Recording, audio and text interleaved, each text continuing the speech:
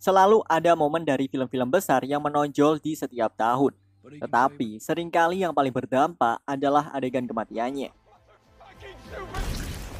Selamat datang teman-teman, kali ini saya akan merangkum 7 adegan film dengan kematian terbaik sepanjang 2021.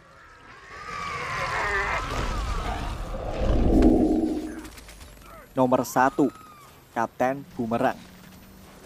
Film The Suicide Squad memiliki adegan aksi pembukaan tanpa basa-basi yang spektakuler.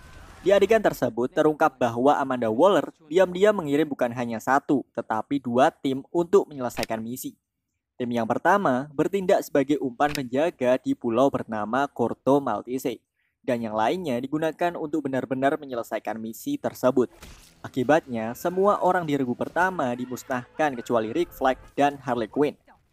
Dan Musang tentu saja.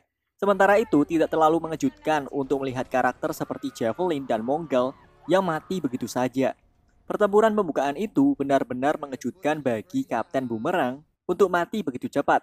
Mengingat bahwa Boomer adalah salah satu dari sedikit anggota yang kembali dari film 2016.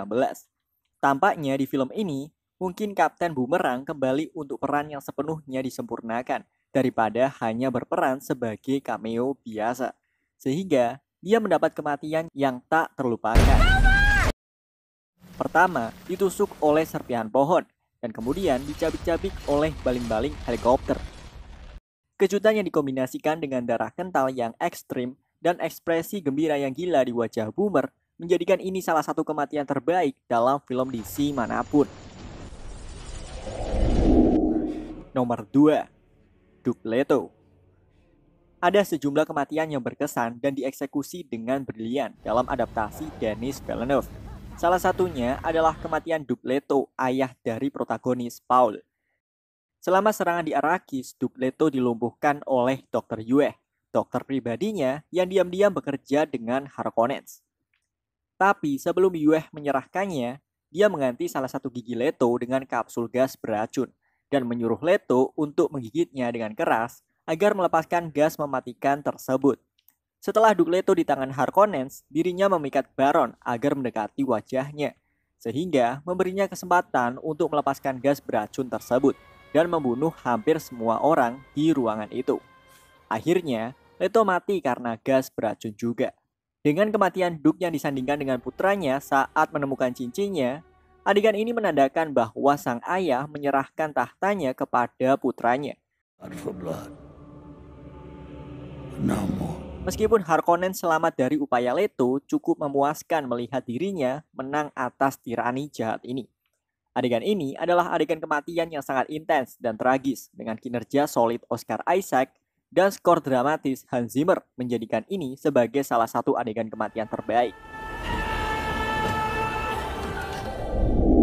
Nomor 3, Steppenwolf. Salah satu kehebatan film Justice League Zack Snyder adalah bahwa ia mengubah penjahat super Steppenwolf dari monster CGI generik menjadi lebih baik. Di versi 2017, para demon yang menjadi dayang Steppenwolf mampu mencium ketakutannya dan tertarik pada waktu itu. Ketika Steppenwolf kalah, para demon pun menggerubunginya. Dibarengi bom tube yang kemudian muncul dan menyedot mereka ke antariksa. Tetapi pada versi Zack Snyder, dia mendapatkan kematian yang lebih berkesan dan terus terang jauh lebih dahsyat, di mana para Justice League bekerja sama untuk membunuhnya.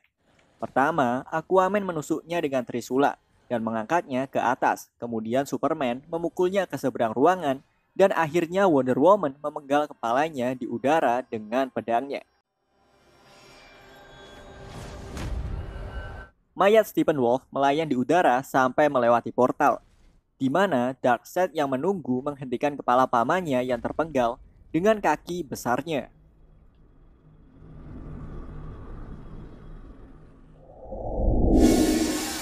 Nomor 4, Nitara. Film Mortal Kombat akhirnya memberikan kematian R-rated yang telah lama ditunggu-tunggu daripada film-film sebelumnya dengan peringkat PG-13. Sejauh ini, kematian Nitara di Mortal Kombat 2021 adalah kematian yang paling berkesan dan bahkan menakjubkan di dalam film. Adegan kematian tersebut terjadi ketika Kung Lao bertarung dengan Nitara, dan Kung Lao berakhir mengalahkannya dengan melemparkan topi berbilahnya ke tanah. Beberapa saat dirinya menaiki Nitara dan mengarahkan tubuhnya ke tanah hingga akhirnya wajah Nitara membuat kontak dengan topi pisau berputar Kung Lao, hingga memotong kepala dan tubuhnya. Adegan itu memperlihatkan bagian dalamnya yang terbelah dengan darah menghujani Kung Lao yang jelas menyenangkan. Adegan itu dicapai dengan kombinasi yang unggul dari gabungan efek praktikal dan digital yang menjelaskan kemungkinan mengapa itu terlihat sangat fantastis. Nomor 5. BB May, Spider-Man No Way Home. Ditetapkan setelah peristiwa 2018 Spider-Man Far From Home, No Way Home menceritakan perjalanan Peter Parker alias Spider-Man yang diperankan oleh Tom Holland ketika mendapatkan bantuan dari Dr. Stephen Strange yang diperankan oleh Benedict Cumberbatch untuk menyembunyikan kembali identitas rahasianya setelah terungkap oleh Quentin Beck alias Mysterio yang diperankan oleh Jack Gyllenhaal.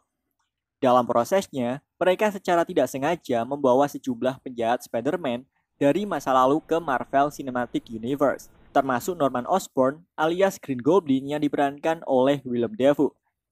Selama film, Peter mencoba membantu menyembuhkan para penjahat dari alam semesta lain dan dengan demikian menyelamatkan mereka dari kematian. Begitu mereka dikirim kembali ke semestanya masing-masing. Namun, saat mengerjakan pengobatan di apartemen Happy Hogan, Green Goblin menyerang Peter. Hal ini akhirnya mengakibatkan kematian BB May. Sebelum dia meninggal, dia menyampaikan kalimat Spider-Man klasik dari paman Ben Parker tentang kekuatan dan tanggung jawab yang besar. You have a gift. You have power. And with great power, there must also come great responsibility. Ini adalah cara yang cerdas untuk mengolah ulang momen ikonik itu di film ini.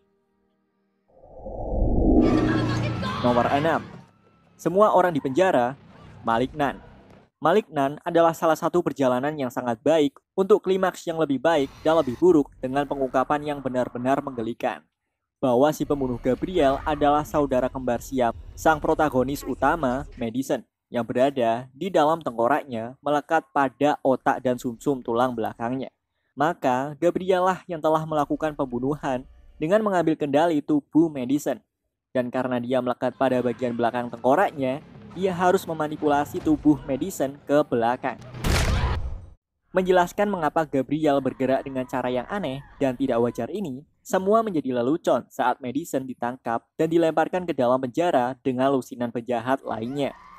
Di babak ketiga film, ketika sesama narapidana menyerang Gabriel, muncul amukan brutal, di mana dia merobek leher seorang wanita, mematahkan lengan narapidana lain, menusuk dada dengan tangannya, menginjak salah satu kepala mereka menjadi bubur, dan mencongkel mata salah satu penghasut dan menggunakan tubuhnya sebagai perisai ketika polisi melepaskan tembakan. Setelah Gabriel lolos dari sel, kekacauan terus berlanjut, dan kita dapat melihat Gabriel menggunakan senjata tajamnya untuk menghabisi armada polisi bersenjata dengan gaya akrobatik yang menyenangkan. Malignan adalah jenis film yang mengerikan, tetapi sulit untuk tidak memuji komitmen James Wan terhadap absurditasnya di saat-saat ini.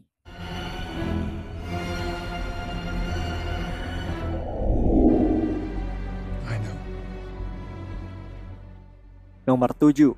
James Bond. Bisa dibilang No Time to Die adalah film Bond untuk mengakhiri semua film Bond. Di film ini, James Bond beberapa kali ditembak oleh Safin dan menginfeksinya dengan nanobot yang dikodekan ke DNA Madeleine. Artinya, dia tidak akan pernah bisa menyentuh Madeleine atau Matilda tanpa membunuh mereka.